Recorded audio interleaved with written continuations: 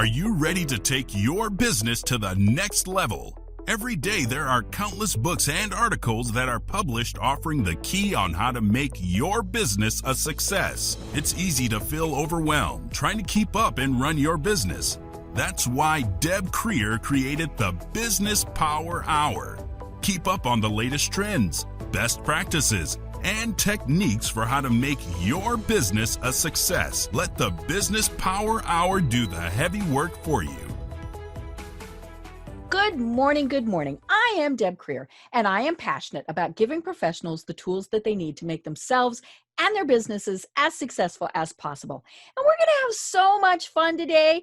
I absolutely positively had to set the timer because I knew we'd be going on forever if I didn't. I love my guest. I've already been a guest on her podcast, and we'll let her tell you just a little bit about that. So turnabout is fair play, and I get to now put her on the hot seat, grill her, get that great information, and it really is going to be great information. So please join me in welcoming Catherine Avery to our program today. Welcome, Catherine. Thank you so much, Deb. I'm so excited to be here. And yes, we've already chatted for quite a while. I know. You know, these things, people say, you know, I actually had somebody tell me one time that they thought I was shy. And I said, have you met me? You know? So, well, let me tell people a little bit about you, and then we'll dive into this because this is going to be such a fun program. And I almost forgot to say, it is our 600th program. 600 folks. I've been doing this a long time. And it was so fun when I was trying to pick the guest for this special program. I went, no choice. It has to be Catherine because I knew we'd have such a good program. So a little bit about Catherine. Do you feel that your to-do list is out of control? Catherine Avery empowers smart but scattered small business owners to conquer their daily tasks, paperwork, and productivity.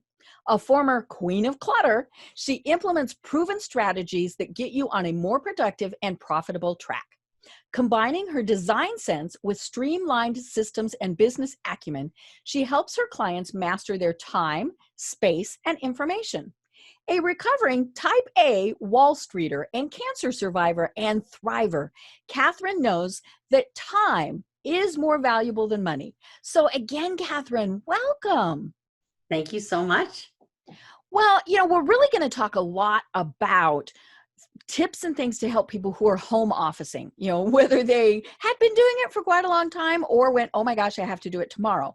But let's find out a little bit more about you right now. So tell us how you discovered, because you did have a Wall Street career, all those things. How did you decide that this, where you are right now, is your passion in life? Well, it started really first with going back to design school. Okay. I was sitting in interior design. I was sitting in my living room in my home in Norwalk. I was a newlywed or about to be married with my two besties by my side. They had come into town to visit. And I said, I'm looking at 4 possible careers. Psychotherapist, teacher, graphic designer, interior designer. And they looked around the house and they said, you're kidding, right? Be an interior designer. And I did that for quite some time. How I got to helping people with productivity and this passion for this was really caused by the fact that I had chemo brain immediately following cancer. And I combined that with, I recently discovered, maybe not that recently, knowledge that I have ADHD.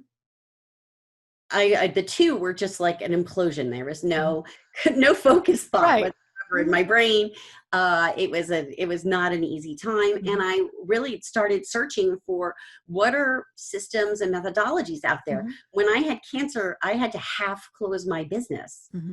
I just cut way back on how many clients I had. I didn't have the systems in place to be able to run my business effectively. Had a VA, but she was only doing a certain few things. And I went out there on a search, and the first thing I found was Productive Environment Network. And I studied how to set up a productive environment, whether that's in a corporate space or in a home office. I found I was doing a lot of this already, but I didn't have like well-defined systems. It was sort of, oh, this client needs this client needs that. And there's some greatness to having a very individualized solution, but then there's also some real benefits to having an overall arching Mhm. theme and program. Since then, I've been studying with the Institute for Challenging Disorganization, Mm. and I studying for ADHD. I've got my Mhm. level 1 certification, and I just finished. I haven't got my certificate officially yet. Level 1 coach approach, and this is in how to become a coach. Wow. So I'm constantly Mhm. improving. One of my Mhm. lifelong mottos is Mhm. always be learning. Mhm.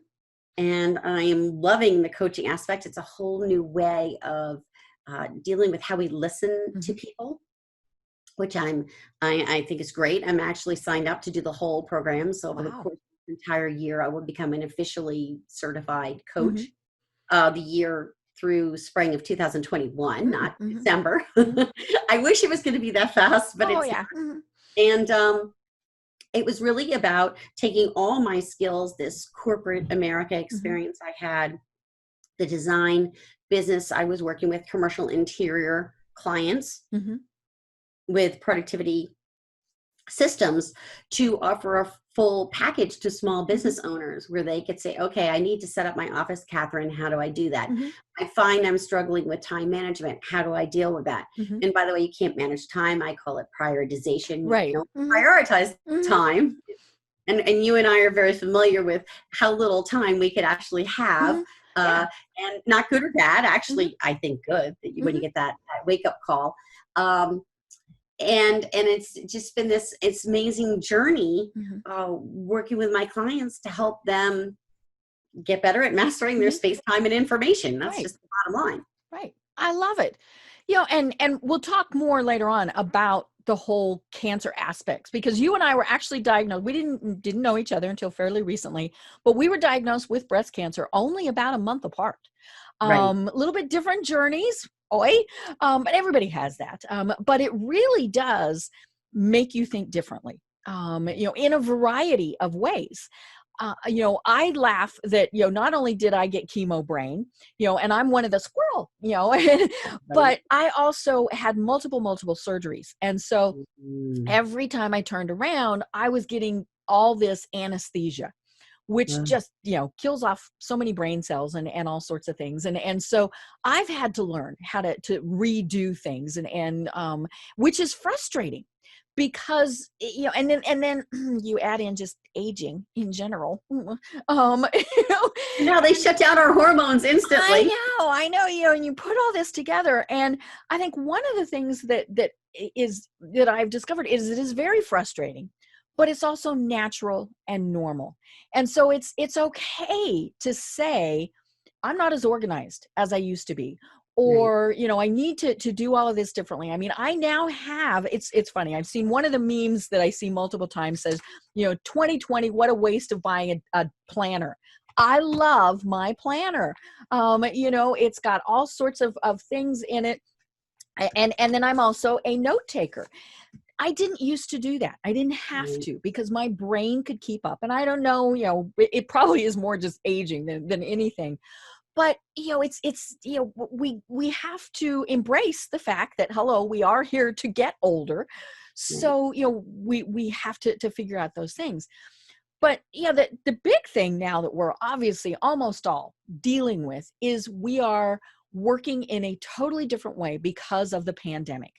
Right. For most of us, we're in our home office. Now, many of us already were. I mean, that was just our choice. But we are having to work differently because, all of a sudden there might be a bunch of other people in the house with you, right? And yeah, Me. yeah, and so, or you might having to homeschool. I know that's another one of the things that a lot of people are dealing with. And we also had to deal with the fact that for many people, it was not a choice to all of a sudden be working from home. One day you were at work, and then you were told you're not coming in probably for a month. Oh, yeah, probably another month. My husband, as we're recording this is August. He has been told his office he will not be back in the office till at least January 4th. Wow. Yeah. So, I mean, they're not even going to mess with this year. They're not going to deal with that. And I know several other people that are like that. So the problem was, they're like, oh, I have nothing set up. You know, Yeah. how many times during those first weeks when we had to do a Zoom with somebody, they're on their kitchen table, they're on their dining room table, they're perched on, you know, what used to be phone books, you know, all of these various things. So talk us through how to basically, and then of course we've struggled with it. We've gone shopping. We've had, you know, we bought them some, and we keep thinking we'll be back in the office. Things will go back Right. to normal. I don't think so. You know, I think many people are going to continue working from home. So how do we do that? You know, how do we make sure first, you know, that we have a space that works for us? Let's talk about the space. So let's talk about what happened here. My true life story. I work from home. I have a beautiful home office. You can have art on the walls. I am very settled in this very small bedroom. We have a 3-bedroom house. This is the smallest of the 3 bedrooms. My daughter has a room, and obviously my husband and I have a bedroom. And my husband has always had a home office set up down in the lower level, which is a fully finished basement. It's quite lovely, but there's not a lot of natural light. And he was feeling kind of glum. He was suddenly stripped from the office after working in an office for, I don't know, 25 years. Right. So he was the one really having the big sort of, I don't want to call it drama because he's a guy, but it was a huge. It was a big change. Huge change. And he already had a space. He was set up. He had a desk. He had all the things. And he complained about it. He said, I'm really not happy. And I said, well, let's start with opening the curtains. Right. That can help get some light. That's because because people need sunlight, even if you're not outside. And then I said, I'm noticing that you have the television on all day to a news channel. Is that accurate? And he said, yes. And I said, well, why don't you, and the news, let's just be clear, the TV for him is back where that art is for me. So he's not looking at a TV. So it's white noise in the background, and it's sort of white noise for him. So I said, listen, I'm sure several times a day you turn around and just glance, and what you're seeing is news. I said, and icky news. Yeah, or whatever news. What if during the beginning of a pandemic, I'm sure the news was terrible. So what if you were to put on something that was like a nature scene in the background? So when you turned around, you'd have a very large 65-inch TV window, right, that looks like nature. And he said, well, you know, I love golf. I said, fine, golf channel. Oh, yeah. How great is that, right? People are playing golf. There's a little bit of background noise. There are water features. There are sand traps. There are trees. There's no loud noise. Right? It's not terribly loud. It's been perfect for him, and it really helped. Now, interestingly enough, being an essential worker, because he is in the world of landscape architecture, he is back at the office a couple days a week, but it's a very small office environment. No one is allowed in and out. They're not an employee. And he can go a little bit, and that helps. I think he goes about 2 days a week into the office, and then the other 3 days works from home. Which is great. I said, don't go to the office all the time or they're going to expect you. Right. Which sounds terrible, but it's a little bit true. So he does get outside and do that. So that's his story. My daughter needed to have a setup for her for working for school, for schoolwork. And she had always done her homework at our dining room table. It wasn't a big deal. But this was going to be classes. So she actually chose her space. And I'm going to tell folks who are parents, if your kids are going remote now, if at all possible, have them be a part of that process. Right. You know, a lot of this is discussing things with your family, what I call family rules. You know, when my door is closed, there's a big sign that says I'm recording. It's also up to me to go to my family and say, I'm going to be recording the Deb for the next hour. Right. You know, everyone can keep it on the quiet side. It'd be great. So my daughter would normally be watching loud TV of some kind, and she's not right now. So she has her little area. It's in her, I digressed, of course.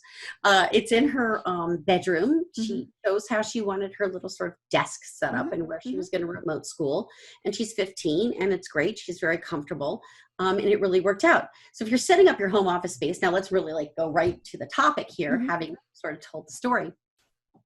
There are things you want to think about. You want to think about light.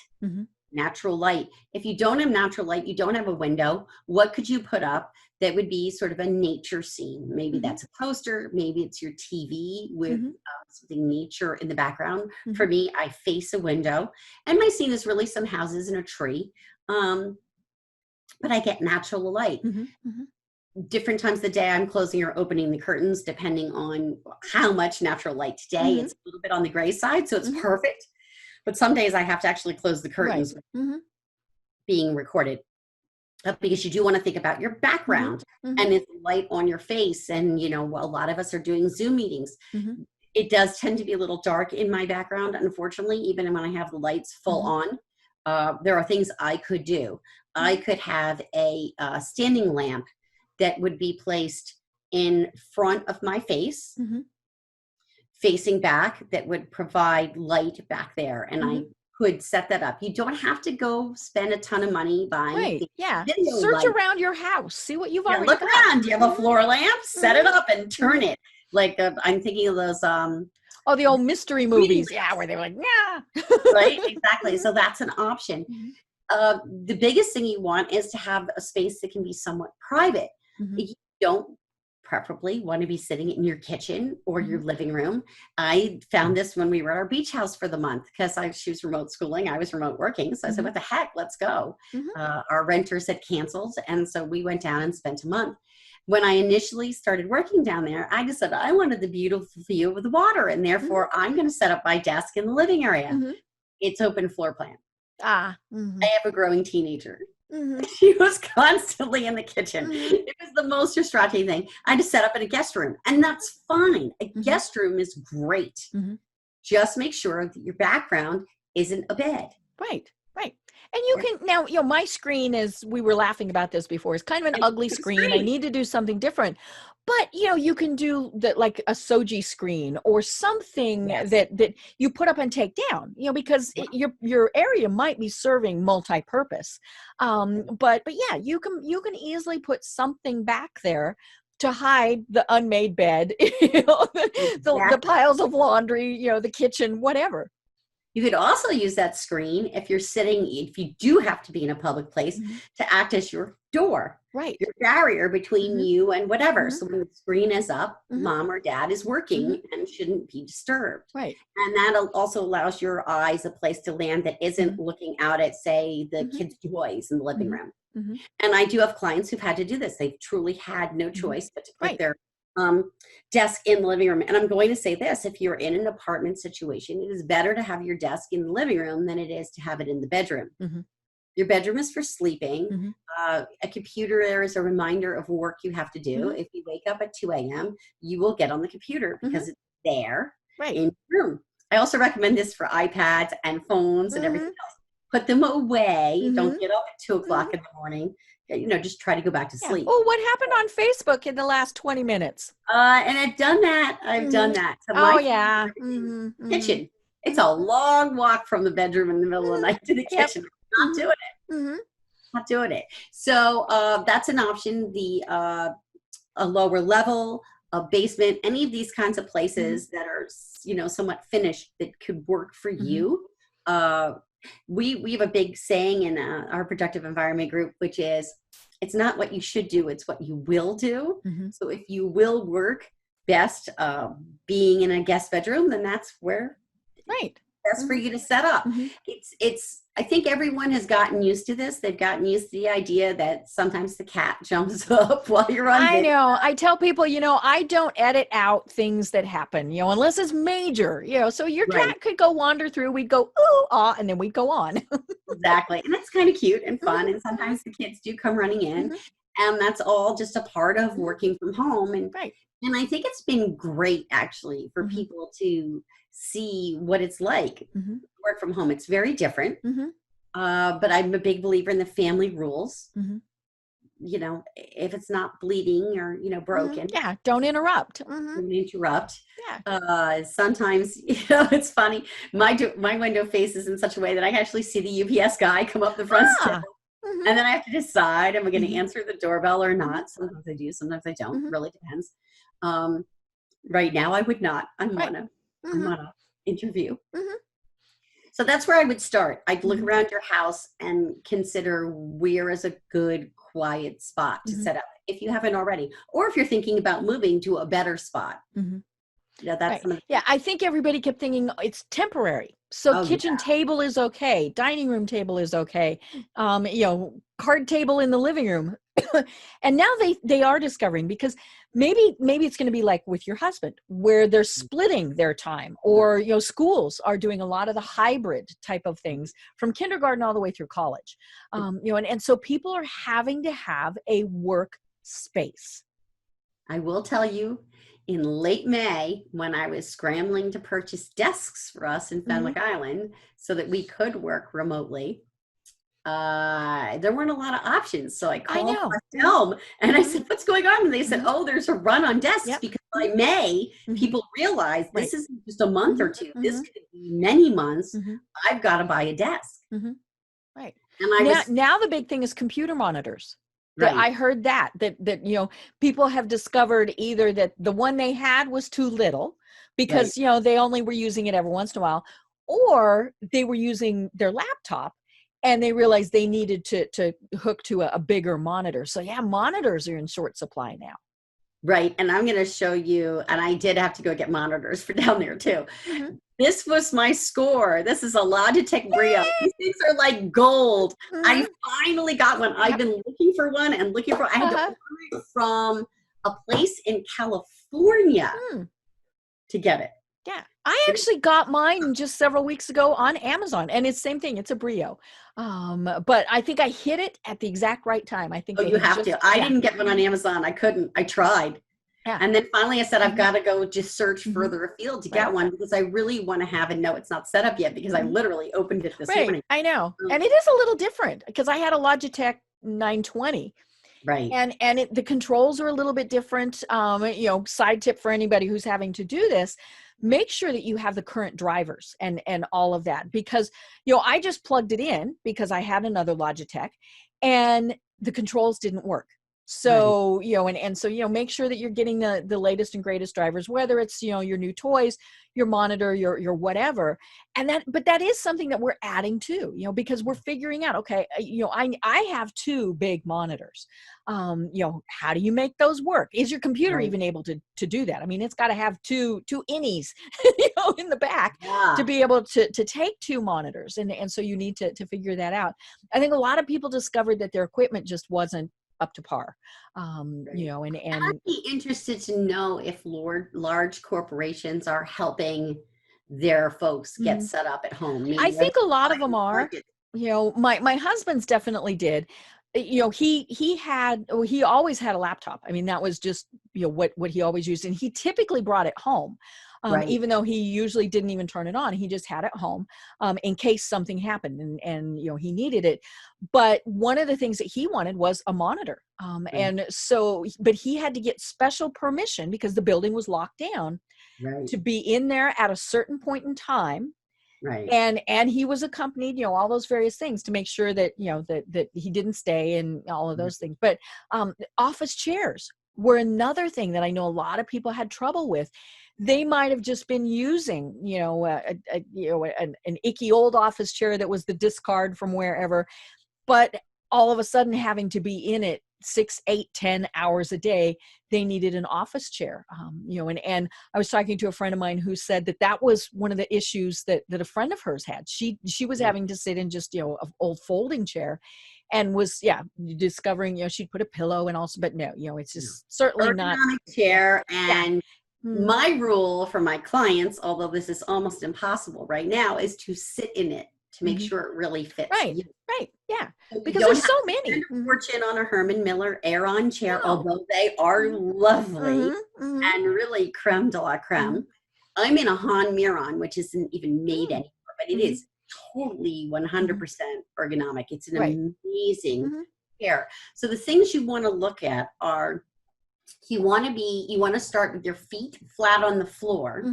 Well, you want to start with your arms at your keyboard, and you want a 90-degree angle. I'm going to try and show it with your arm to the desk surface and to your keyboard. And then what you want is, you might find that you have to sit higher up. And if you're short like I am, you might need a footrest under your feet. So it used to be the 90-90-90 rule, and they have changed this. So the 90-90, now it's like 120 rule, I think. So it's 90-degree angle for your elbows, 90-degree angle for your knees, 90-degree angle for your hips. And then, believe it or not, we're actually supposed to be sitting slightly back. Oh, see, and I lean forward, and I'm guessing I'm leaning forward more because of this than anything. Of course. So but it's very surprising to me, and I've been trying to do this, and I'm not really very good at it. Yeah. What's key is, and this is where a laptop versus a large screen comes in handy, and I'll say in a sec, is you don't want to be hunched over. This is what happens to people when they're working on a laptop all the time. Whereas if you're a desktop with a proper monitor and you have the 27-inch screen, for those of us who have a little bit older eyes, you can then sit properly. Very hard with the laptop. Laptops sitting on a couch, big no-no. Right, because you're going to hunch, I mean, there's all sorts of. Well, and also if you're a gentleman, there are very good reasons not to put laptops in your lap. It's just not comfortable. We'll just say it's not comfortable. It's not just that it's not comfortable. It actually affects your ability to have children. Right. Yeah, because there are things emanating from a laptop. Correct. So that's all we're going to say on that topic. Gentlemen, if you're sitting with a laptop, protect the boys. Move it to a table or get one of those little I never remember what they're called. Remember we had them for school and you could the little desk tray type of thing. Desk tray, thank you. See, there goes my chemo brain. I forget words. It's very funny. And it's fun. And I just laugh about it because it is what it is. So those are the things that I would think about. Really, you want to spend your money on a chair. If you've got a very limited budget, the first place to put the money is into a really good quality chair. You can always use a table. And the rule of thumb, I think, is about 25 to 30 inches on your height, really based on where your chair is, et cetera. A standard desk is 28 inches high. Right. Just to have and you can always use books and things to change the height of things on your desk. But yeah, the worst thing, so like if I have a keyboard tray that pulls out. So it puts me at exactly where I'm supposed to be. But if I had my keyboard up on my desk, I'm going to be doing this. Right. And that's such a good look. But, not only is it not a good look, that's just disaster. And, we're not exactly supposed to be going to the chiropractor all the time either, this whole social distancing thing. But yeah, so I do though. I go every week. I know, and but she's amazing. She runs it really safely. And, you only can be in at a certain time. You have to call from your car, etc. You said the scrunching and not going to the chiropractor. What was I going to say around that? See, I squirreled us. Oh, that was so funny. Okay, it's all good. It'll come back. Really just for people to remember to just keep. Oh, I know. It's that if you really are at your desk all day long, and I found this with Zoom meetings. A lot of the Zoom meetings now, people think that you can go from one Zoom meeting to another. Right. When you were in your office, there was usually 5 or 10 minutes in between meetings, and in that time, what did you do? You got up. Stretched, you walked. So make sure in between your Zoom meetings, make them 45 minutes or something so that you have time to get up and stretch, walk, grab your next file, get a cup of coffee, Deb, another cup of coffee. For me, it's my iced tea. And then the next time you're going to a different room because you had all that coffee and tea, but it's to try and mimic that flow of your day. Human beings were designed to move. Right. We were hunters before we were farmers. So, and even farmers were moving. We weren't designed to sit in an office chair 8 hours a day. Right. So, well, and a lot of people really are Zooming for a long time, and you can tell because by the end you've got them doing this. It's so hard. I can't do it anymore. I have a Zoom limit now. I will not do more than 3 meetings in one day, and they are not back to back. Right. Yeah.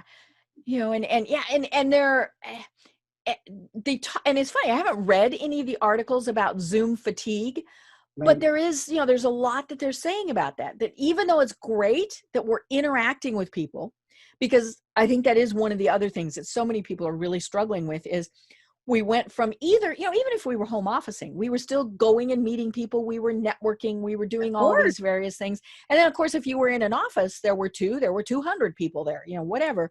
And, and so Zoom has allowed us to be seeing people again. I have this great online networking group that I started primarily just so that we could see people. Right. But when you do it too long, there are issues, and not the least of which is the fact that we've sat there for so long. So there's 3 issues with Zoom fatigue. So I actually have done this. Yay! Da, da, da, da. See, we do a great segue and there's probably more, but I'm going to name the 3 that I know right off the top of my head. One is you need to be much more animated so that people can really tell what you're feeling, thinking. I know. I wonder, did their screen freeze or?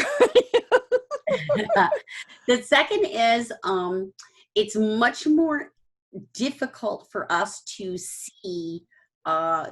We're struggling. We work harder to see visual clues on a video than we would in person, partly because we can't see the rest of the person's body. Right. So we're even getting visual clues from people. Here I am doing it now, from their hands, right? Right. So there's that aspect. And then the third is, yes, the sitting down. It's the constant sitting. And some of this can be resolved by 2 things. One, spreading out your meetings so they're not all back to back to back. Having realistic expectations. People get caught on the last meeting and it's hard for them to get to the next one. So make sure you put that buffer time in. And then, take that walk around in between. Oh, I know. Pick up the phone. A lot of my friends, I really want to talk to you. Let's get on Zoom. I'm like, can you call me on the phone? Yeah, because I'm gonna talk while we're taking our walk, or whatever.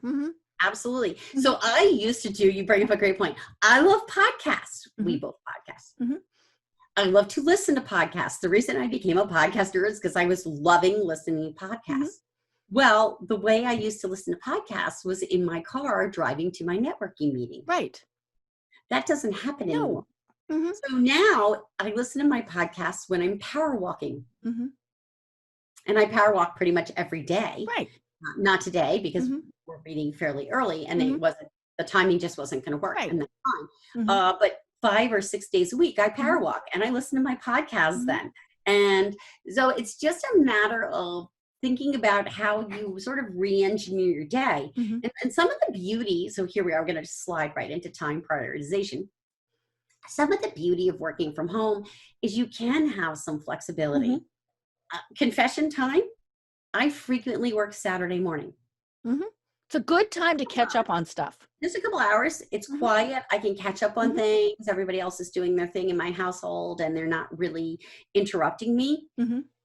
But today we're having a lovely lunch with a friend and it is pure social time. So Saturday morning is going to be, I don't want to say necessary, but kind of necessary. Right. Yeah. Yeah. Because you're balancing your hours back out. Right. Exactly. And sometimes it's that we have a doctor appointment or my kid has a doctor appointment or there's other things to be done.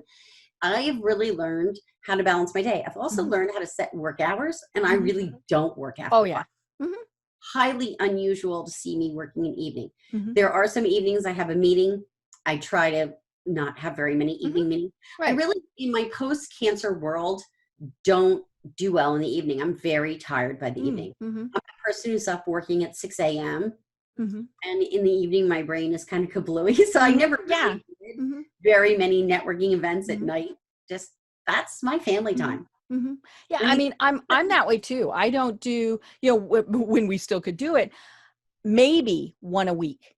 Or even, an online meeting or something like that, because there were times where we would do things in the evening online, but just one a week. And I tell people, it's my family time, which is a little tricky with time differences. I mean, that's because, you and I are both on Eastern time, but I'm from Colorado. So a lot of the people that I work with are still 2 hours behind me. So I kind of have to adapt with a little bit there, but I kind of make them a deal.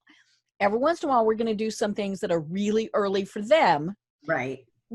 And so we do it that way. But yeah, time, that really has been one of the trickiest things and I've been home office now for 20 years, right. Setting those boundaries and so we've learned, like as you said, but yeah, I mean, because clients will say, well, you're home. Doesn't that mean you're working 24/7? No. And I learned the easiest way to do it is I tell them, I have office hours there, whatever to whatever. And I'm more than happy to deal with something evening, weekend, holiday. However, it's double time. Good for you. They almost always figure out it can wait. Now there are times, and currently I'm working with clients who we do a lot more things in the evening, but it's stuff I can do on my phone while I'm watching TV. So not so bad. yeah, not a huge deal. But yeah, you have to set those boundaries and then keep them, and as you were saying, keep them for yourself too. I'm going to share a story here. So when we were trying to set up all of this interview, you were on vacation. And what I loved about it was not a working vacation. And we knew, both my producer and I, okay, we might get you for an hour, you might, in a morning, but you were on vacation. And I think that's one of the things, especially with people who are very new at this, whether it's going to be permanent or long-term, they do have to figure those things out. When is family time?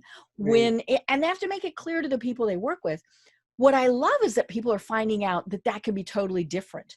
They might have been in the office from 8 until 5, but brain wise or whatever, that wasn't their most productive time. 10 p.m. might be when, and as long as they're getting the work done, I think a lot of businesses are going to allow that to happen. And then, then you toss in the fact that they've got kids at home, that, that they're having to supervise their schooling. We just had a big story come across today that, in Georgia, school is back in session. Many school districts are obviously homeschooling or doing a hybrid type of thing. And the second day of classes for one of the big school districts, they started having a bunch of pornography that was coming on. Now, it wasn't somebody tapping in, it was the kids doing it themselves because they thought it was funny. So they're, holding up a phone or whatever. So, and the point of this squirrel is that, you might be having to supervise your kids, or at least be somewhere where you can, keep an eye on what they're doing. So schools are adapting to that too. They're doing online, where maybe they're doing it in the evenings, but this whole thing with rearranging your time. And then the other big thing, and this kind of goes along with vacation, is we still have to have our own personal time. Right.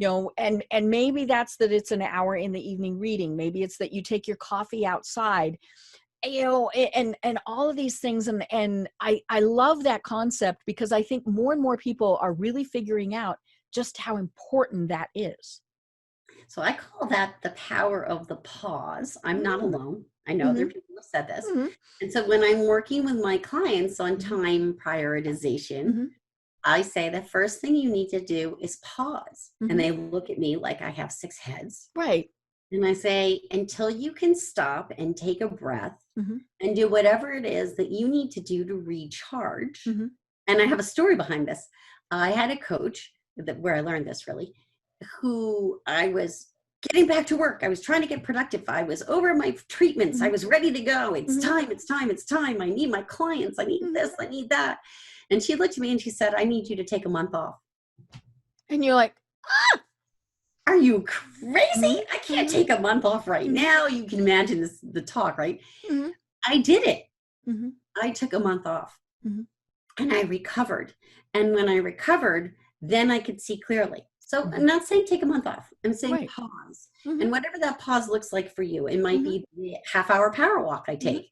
And sometimes I'm hardcore. Like, I will have been working since 6 a.m. and at 10 a.m. I'm going for my power walk, and my assistant is sending me a note on Voxer saying, I need this, I need that. And I'm like, I need an hour off. Right. I am doing this pause for myself. And I take my power walk. I listen to my podcast. I come back, I take my shower, and I'm raring to go again. And it's great. So take a pause, and then you plan. You set your vision. You see what might be the obstacles in your way, whatever challenges there are, what kind of resources you need to commit to it. And, you make your plan. And then from there, you prioritize. And I personally use something called the Eisenhower Matrix. I've never heard of that. Eisenhower. And the short version is it's 4 quadrants. You can actually just handwrite it yourself, right on a piece of paper. And they are important, not important, urgent, not urgent. And if something lands in the important and urgent category, you need to do it now. Right. It's number 1. And if it's not important and not urgent, maybe you don't have to do it at all. Mm-hmm. Right? And then there's all the shades in Mm-hmm. between. And this is an easy way if you have this overwhelming task list of just way too many things to do. Name a person in your life who doesn't have way too many things Right. to do. To quickly visually see what's important and what's not. And your goal ultimately is to get into the category of important but not urgent. And spend most of your time there. Right. That's your goal as a business owner, as the CEO of your business, is to get to the point where you've delegated and eliminated enough things that you can be working in that area and not feeling that sense of urgency to get things done. Right. You know, I'd imagine that for people who are in an office, your husband, my husband, you know, because we, you know, like we said, we've been doing this a long time, but people who are in an office who are now home-based, whether it's, you know, weeks, months, you know, perpetual, they were in many ways used to someone giving them their schedule for the day. And, you know, and whether that was scheduling meetings, they were doing lunch, I mean, all these various things. And now they still have obviously work that they have to get done, but that's gone. Right. So how do they kind of work through you know, how do they start figuring out? Because, you know, of course, for everybody, you know, my job is the priority. You will get this done, you know, and whether you're at home office or whether you're in an office, but how do people who are now having to develop their own schedules, how do they kind of work through that without I would go back to just what I said, which is really planning out your day, looking at your time, rethinking your time. That's the pause. It's taking the space and time to just rethink how that all looks. Now, you know, I'm betting people in major corporations still have set meeting times. Right. I know this for a fact because I see my sister-in-law and most of her meetings are at like 4 p.m. and I'm thinking, oh yeah. What? Because when I worked in Wall Street, our meetings were like 7:30, 8 o'clock in the morning. Right. And they were setting the tone for the day. And yes, absolutely. And it wasn't at the end of the day because everybody wanted to go home. No, they were done. Right. But every corporation's going to be different. So you'll have those things already scheduled. And, you know, you have to put those first. Whatever your company is telling you where you have to be when, you have to put those in your schedule first. And then you just work around it and you look at your different times a day. With my clients, we have something every Thursday called the Productivity Power Hour. And it's a 1 hour session. We all hop on together. We have a quick accountability. This is what I'm going to do. Then we do 2 25-minute Pomodoro sessions, which was created by a gentleman whose name just went right out of my head. Pomodoro. He had a kitchen timer that was the shape of a tomato, and he would turn on his kitchen timer to time himself in it. Tomato-shaped Pomodoro. At any rate, so it's very common. You can find it right online, tomato-timer.com, totally free. And you can set up these Pomodoro sessions. So I actually do this where I do a teeny tiny bit of consulting and coaching, and then people go off, do 25-minute segment, including me. I get to work too. And I do this near the end of the week because people have goals for the week, and sometimes they haven't had a chance to accomplish them. So one of my clients, what she accomplishes is invoicing her clients. She doesn't like it. She doesn't enjoy it. It's annoying. She can't stand it. And she put it off if she could. And she would. But she gets it done every week because there we are. Did you do your invoicing? Get it done. That little bit of accountability. You can have an accountability partner. There are lots of ways you can do this. But that was the huge thing that people liked about my program the best, was that at the end of the week, they could do this. Another gal had a craft table she was trying to get organized, and she was just determined to do it, but really never could find the time. So she would do that during the power hour. Yeah.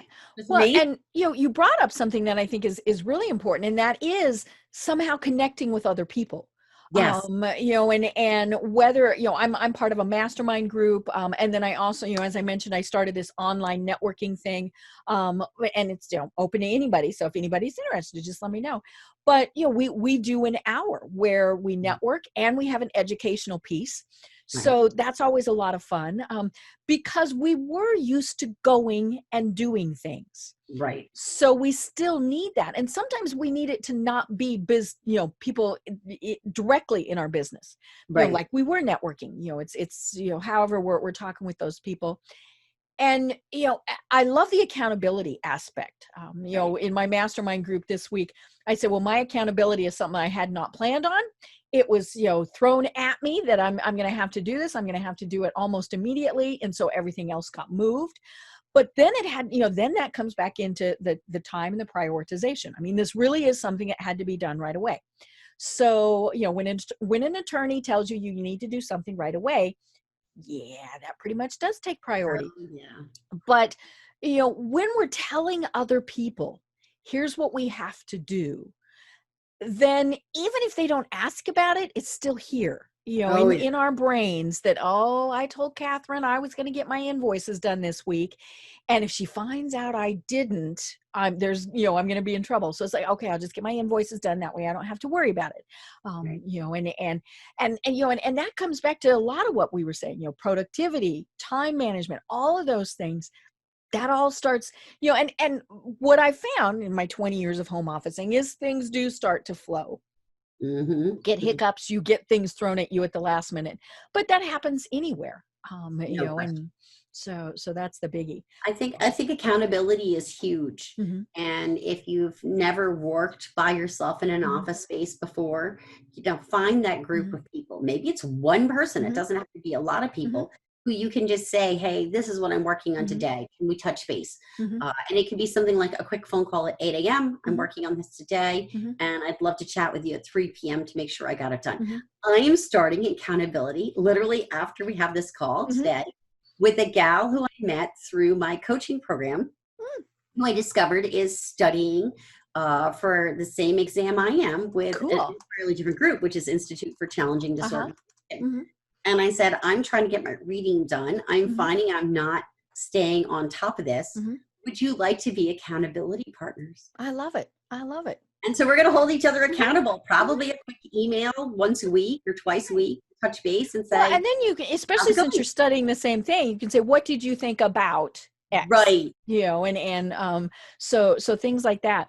The other thing that I think is probably a challenge for many people, especially when, they went from working somewhere to home, we had a weekend in there, right? Where on Friday you were told Monday you're not coming in. Right. But, it comes back to, I'm home. I can be doing laundry. I can be playing with the dog. I can watch TV and I'll kind of get to my work. And one of the things that I was told, when I first started home officing is you have to treat it like an office.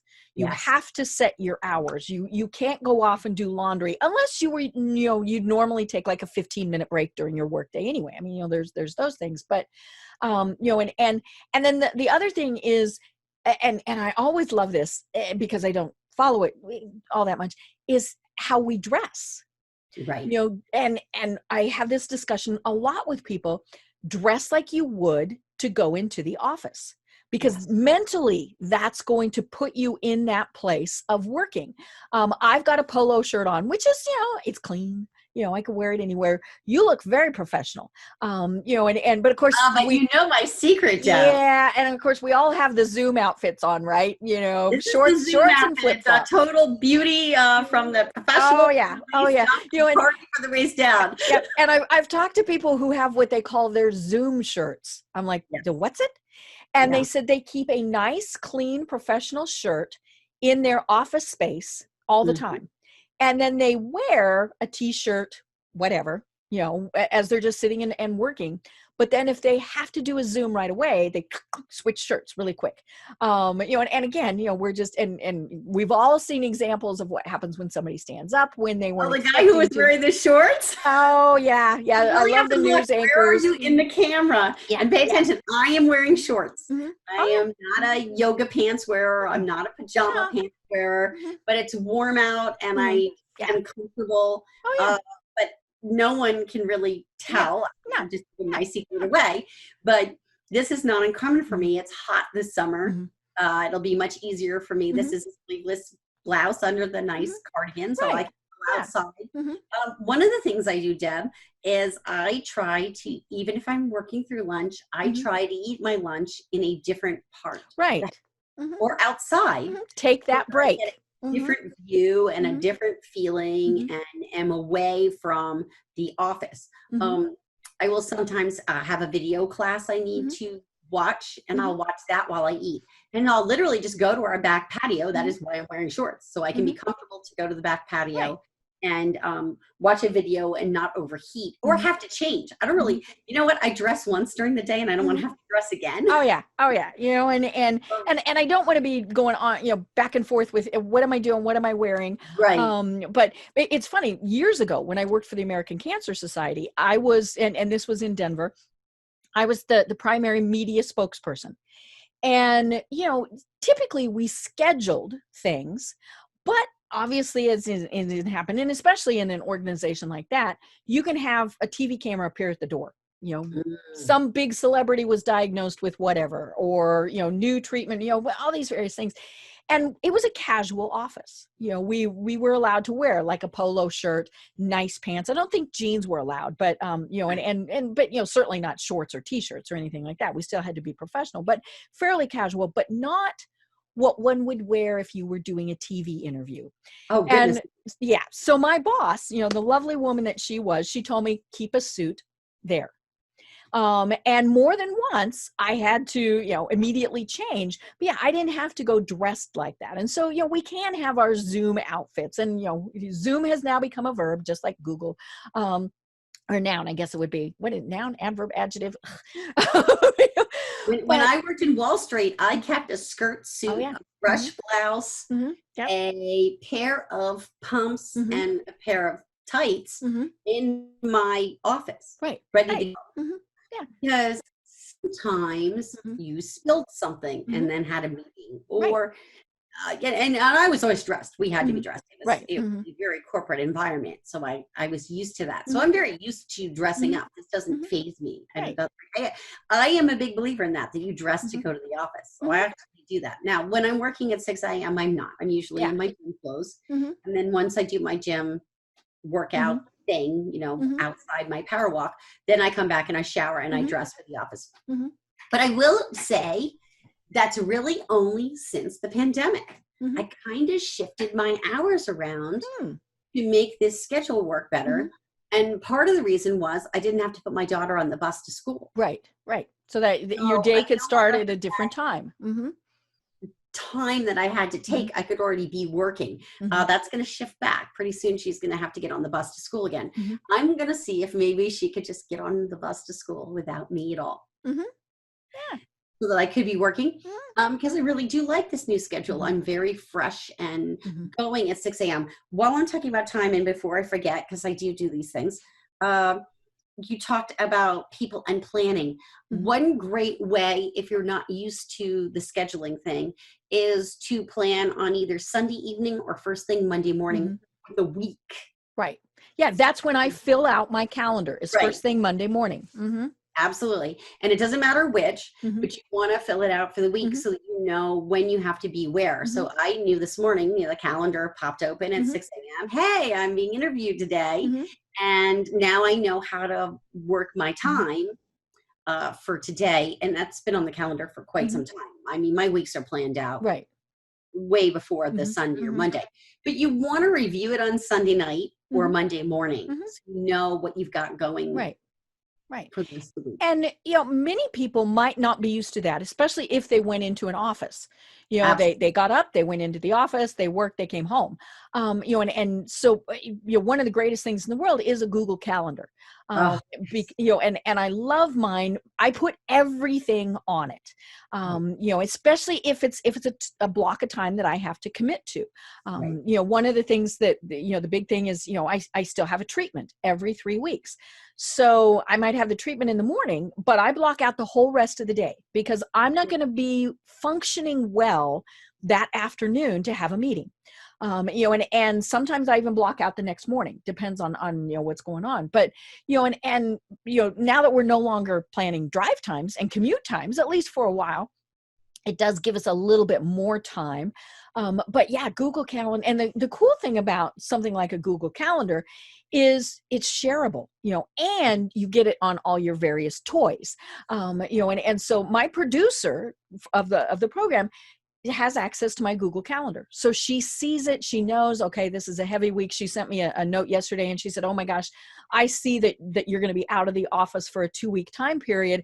We need to get a bunch of stuff done before then. So Right. she reviews that so other people can do it. Your family can see those Google Calendars too.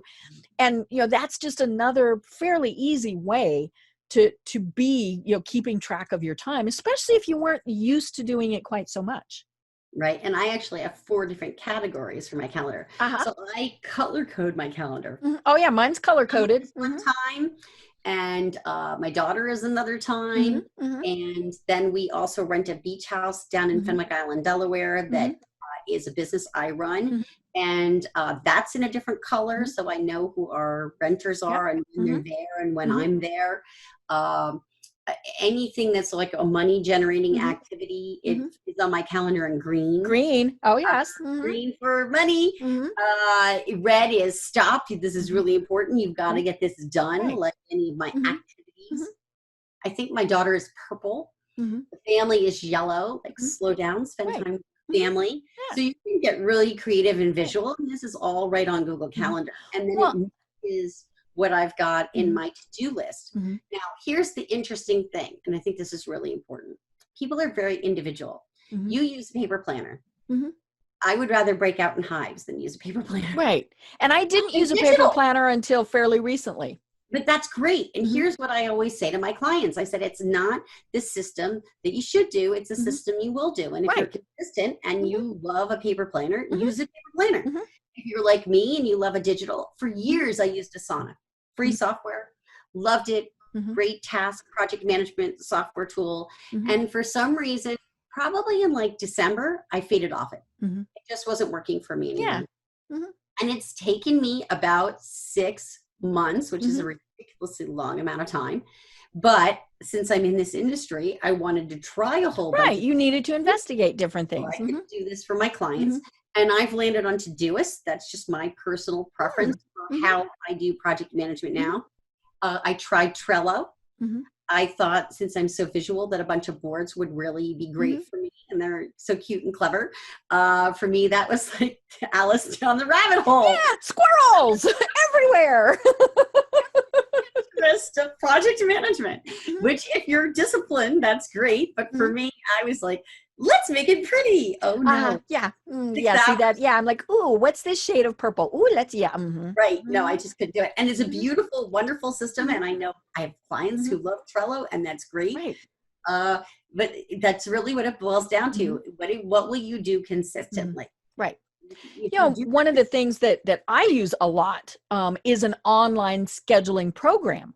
And so I use, I just happen to use it's Schedule Once, but there are multiple ones. And, and it ties into my Google Calendar. So I'm, and of course, the cool thing about Google Calendar is you can set your time as busy, which means nothing can go over it. Or, like you were saying, your rental property. Well, obviously other things are happening. So that's going to be available, I think is what the time setting is. But yeah, so my Schedule Once ties into my Google Calendar. And of course, the cool time saving thing about it, that is if I say, hey, Catherine, let's set a time, then we're not doing this back and forth email thing of what about Tuesday at 2? No, Tuesday at 2 doesn't work. So what about Wednesday at 3? No, Wednesday at 3 doesn't work. And you've got 50 emails that go back and forth when you could have just had one with an online scheduling program. Now I pay for the brilliant, by the way. Right. Oh yeah. I pay for the version I have just because I use it in a different way and I want to brand it and all that stuff. But there's so many free ones that people can be using also. Calendly, Visita. I pay for Visita. Same thing. I want my own branding. But one of the things you do that I don't do that I really like, and I'm going to be adding this, go Deb, is that you say choose 2 possible times. How great is that? Yeah. That gives you some flexibility to decide which is going to be better. And but the onus was on me to choose the 2 times. And I will say spectacularly fast at getting back and saying which of the 2 times. That's great. Meanwhile, I've blocked the 2 times. Just Right. Yeah. immediately I can go in, delete the other one. Mm-hmm. And I love that. I think that's a great way to help get things on your calendar. Right. And of course, the most important thing is you have to keep your own calendar current. Every once in a while, it's like, oh, I forgot to put something on there, and then I've double booked, and various things like that, and so and then, as you said, responding quickly, so that not only am I being respectful of my time, but I'm more importantly, I'm being respectful of your time, because you thought, okay, well, the 2 times I picked were Tuesday and Wednesday at 1 and 2. So you've kind of kept them available. So I need to be respectful and tell you which one of those is the time. So, and so I get an email, and then you just click, it's very simple. I can do it from my phone. I can do it from wherever. And I think that's the way a lot of programs are. Google Calendar lets you do that too. It's just, it doesn't give options, which is where a scheduling program does. But and scheduling programs will also let you even bill out some of them, right? So oh yeah, if you have a certain, like, I charge for an hour of my time, it can be done, the billing can be done right. Oh yeah, and you can make them pay in advance. I mean, all sorts of things. Yeah. Oh yeah. So, well, oh my gosh, Catherine, see, we knew this would happen. We knew that we would just go on forever. We didn't talk about the big thing, that we've been through this trauma. And yes, having cancer is a trauma, and it doesn't matter if it's a fairly simple thing or something big diagnosed, but it does change how you see things. So we just, we have to have you back, because I think that's very important. Not only if somebody has to go through this, but if you're having to deal with someone, whether it's a loved one, whether it's a coworker, what are some of the things that they're going through, and things, because time management, prioritization, I mean, it really does tie into this. And the really funny thing is, I keep telling people this pandemic, ain't nothing. I mean, I've had 17 surgeries in 5 years. That changes stuff. Yeah. And so I'm like, whatever. Now, I'm obviously very careful, but yeah, and when you have something happen, it does change, how you see your work life, how you see a lot of things. So I'd love to have you back on again so we can talk about that. I'd love to be back on. I think that'd be amazing. I love it. And so much to talk about forever. Yes. But we also need people to know now what services you offer, because you've got some great programs that you can offer people. So tell people how they can work with you. They can find me at my website, which is a little bit in the midst of being redone. Deb and I were talking about that, productivitybydesign.com. It should be updated any day now. We're really on top of this, working my team and I. But I have 2 programs. One is Fog to Focus, and that's my group program. And then the other program I have is from overwhelmed to overjoyed. And that is a one-on-one program where we sit down in both programs and work out your productivity, your systems, how you could be best running your business so it's not running you. And we do the power of the pause and self-care and the whole 9 yards. So either of those, great way to reach me is there. Also, my email, which is productivitybydesign, the number 1 @gmail.com. And I can be found on all the social channels. Either you'll find me under Catherine J. Avery or Productivity by Design. I love it. I love it. And there's, we were talking before about your blog. You've got some really great posts there. You have to go look. There's one about being peed on by an eagle. I'm just going to, And my podcast. I know. Yes, your podcast is there. You can find the podcast with me there, so that's very important. We want people to go see that. Office podcast. And yes, Deb was my guest. I apologize. I don't remember exactly which episode. But I looked and I don't remember either. It was 600. yeah. So, but yeah. And speaking of 600, thank you so much for being guest number 600. This has been fabulous. It's, I've been having so much fun talking with you, and we really could go on for a long time, because these issues we've been talking about are very serious issues. And I think people are struggling with them.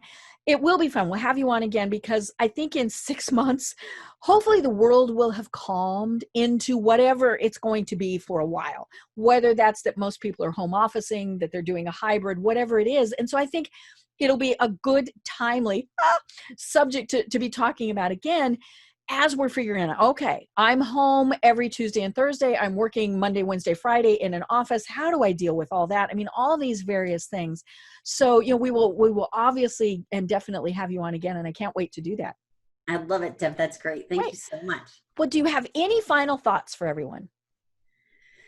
Just to know that you're going to be perfectly fine. We're all going to figure this out. Take a pause, plan, prioritize, and it will all work out. It really will. I love it. I love it. Well, I'm Deb Creer. I've been having an absolutely positively delightful time talking with Catherine Avery of Product by Design. And until next time, everyone, have a great day.